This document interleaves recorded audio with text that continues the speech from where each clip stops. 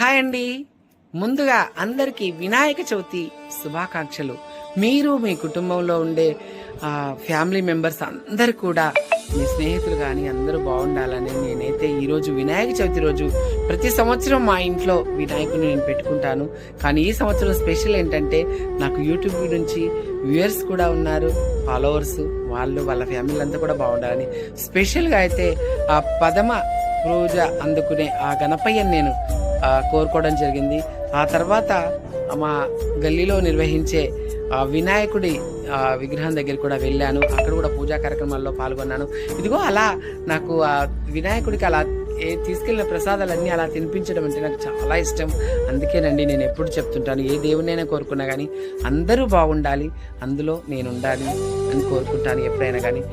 జై గణపతి మహారాజ్కి జై. నా యూట్యూబ్ వ్యూవర్స్